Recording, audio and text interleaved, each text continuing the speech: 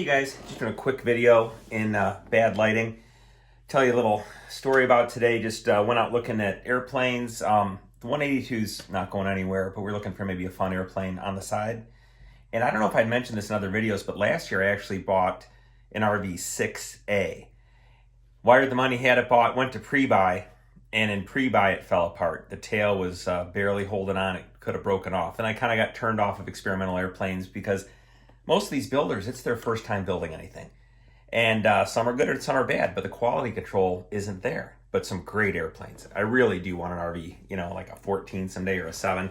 So I bought the RV6, fell apart, came home, got disillusioned with the experimental airplane, so I just bought the 182 and fixed it up. But today I was thinking, you know, the Sonex airplane is an interesting airplane. So I flew up to Oshkosh, like a 50-minute flight for me. And I want to show you the flight. It was kind of in some, you know, a little bit of low weather, nothing terrible. A marginal VFR for sure. A little winter adventure flying. But looked at the Sonex. It seemed maybe it was just a little too tight. So I don't know if that one's going to work, the two-seat Sonex. It was really, it's a cramped little airplane. I'm 6 feet tall, kind of long-legged. The one I looked at was just beautiful, though. I'll show you some details on that. But before we get started on that, I want to show you something really quick. I'm a guy, I've had a lot of different airplanes. I think I've owned 5 of them in the past several years.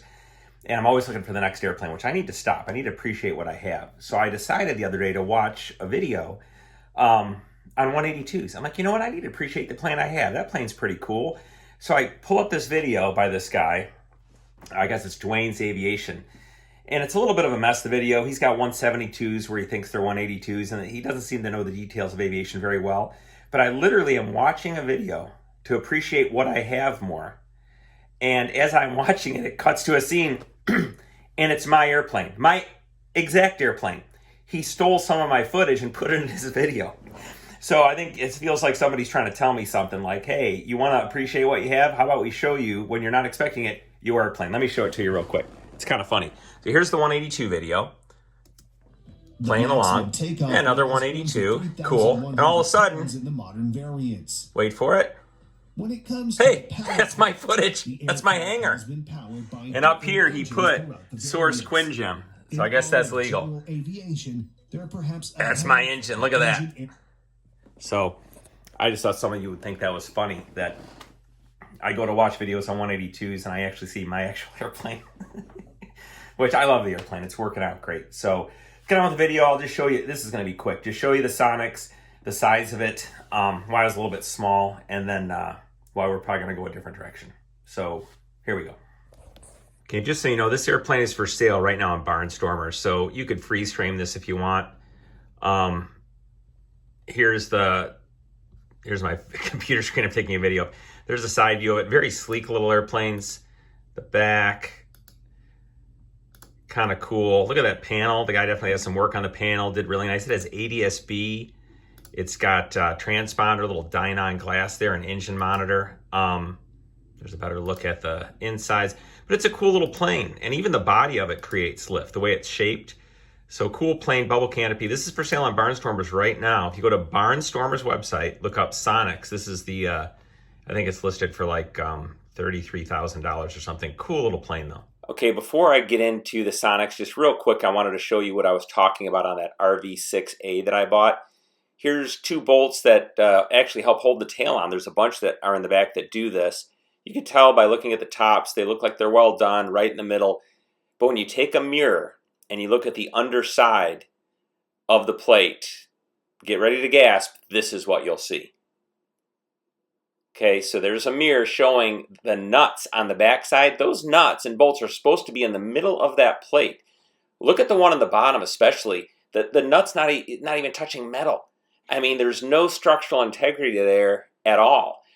And that's a point of failure. And that was an RV6A that had been flying around for 10 plus years, and the guy thought it was great. And man, that was a disaster waiting to happen. So this is where I got a little disillusioned with the experimental world. I will say all you have to do is you do like what I did. You bring it to the right place, and you have a mechanic inspect it, and you find the problems. This is fixable. Take the tail off, fix it all, new parts, about $2,500.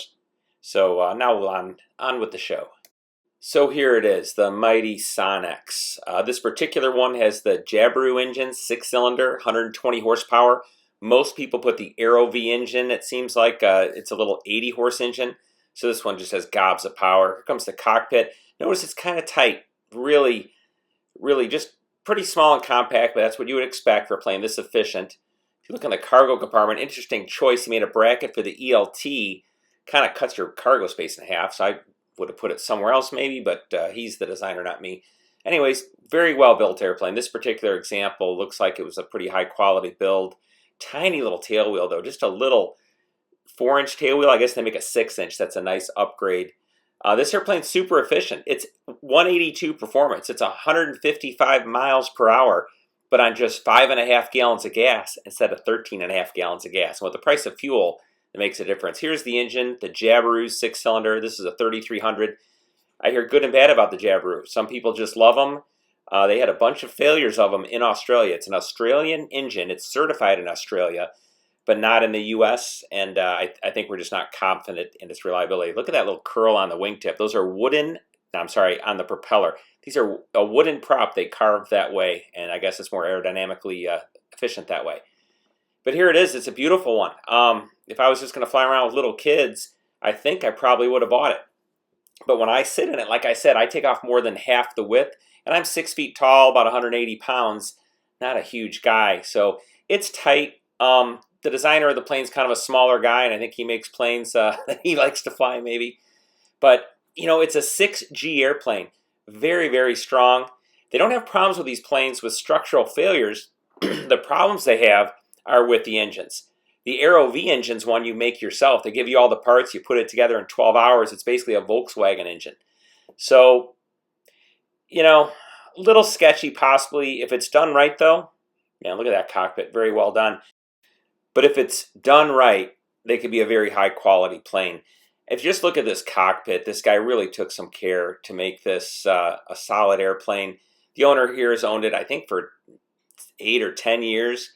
He's only put 150 hours on it. You know, it's not a plane you fly a lot. It's a plane people go out and goof around, go upside down a little bit, and they put it back away. So, I don't know. The Sonex makes a one-seater. And this cockpit, a little narrower with just one person, would have all the room in the world. So the Sonex 1X might be a possibility. It has foldable wings. You could actually fit 7 of them into a single T-hanger when you fold the wings up. I just really enjoy taking other people flying and sharing the experience. So I don't know, a single-seat airplane I think I would get tired of real quick. But anyways, that's the airplane. This is a good one, I feel like. It's just, if you're a little smaller than me, if you're 5'8", 5'10", your spouse or buddies are a little smaller people, I think this would be a wonderful plane to pick up. But as it turns out, it's just not going to work out for us. But that's fine. We have the 182. All right, I know some of you guys like to see the flying part, so this is flying back. Not great visibility. This is maybe 5-7 miles of visibility flying back from Oshkosh, where I looked at the plane. Interesting, Sonex is actually made in Oshkosh. That's where the factory is that makes the parts. And I went up there to look at this plane. GI 275, still doing fine. 150 indicated. Don't get too excited. That's miles per hour. Not knots, unfortunately. Come to the little mirror. I'm going to give you a little wave hello, because I'm a dork. And off the right, yeah, a little cloudy. Little lake over there, some neighborhoods. Just coming up on Janesville, Wisconsin. If you're ever near southern Wisconsin, stop in Janesville. They have a nice restaurant there that we all like to go to. So there's a lake off the right. I just want to show you. You see the snow going by. There's the lake. And right here, Lake Koshkonong. Shows up on the 275. Zoomed in a little. There's my attitude indicator. Again, about 2,500 feet. That's a great turn coordinator I have there. You can really rely on it in a pinch. And that's it. Little flying too. Marginal VFR all the way, but perfectly legal. And it was pretty safe.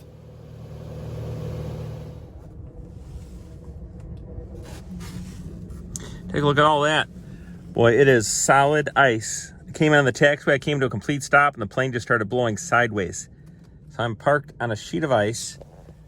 Brilliantly, we decided to get some lunch and meet my buddy. I was up at Oshkosh looking at that Sonex, and he went up there to get some avionics work done. So coming back, we're like, hey, let's go to Janesville for lunch. So we're in Janesville, Wisconsin. Man, this whole airport, we had a bunch of rain the other day, and then it got super cold. So it's just a sheet of ice. hard to taxi on sheet ice. So anyways, we're here, get some lunch, and be launching out of here hopefully in the next hour, and somehow find our way to the runway going very, very slowly. So continuing our adventure. Give you one last look around at this ice skating rink. Look at that. That is solid ice. Be hard to do a run up today. You have to find a dry patch. There are no dry patches. Here's a shot of my buddy coming in to meet me. We both came from Oshkosh. He's a little faster, but I got a head start, so I beat him there. But this literally, it looks like there's pavement showing. There's, I mean, lower left, just a tiny bit where you walk in the restaurant, but the ramp where he's at, it's ice and snow covered. You can see his prop kind of kicking up the snow there. I mean, it was just nasty. When we started up to leave, I went out, and the wind was blowing pretty hard. I was trying to go straight out, and my airplane weather vaned into the wind, and I just started kind of going sideways. But with, power and rudder control and sheer will and determination, we crab walked her out to the runway. Here he is turning the corner, and he finally, I think his front tire just started slipping, so he just kind of parked her right there. That's it. Once again, thanks for watching. Hope you enjoyed the no ads during the video.